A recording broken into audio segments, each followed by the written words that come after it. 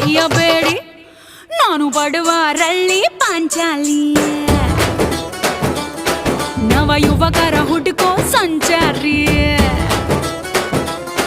ನಾನು ಬಡವ ರಳ್ಳಿ ಪಾಂಚಾಲಿ ನವ ಯುವಕ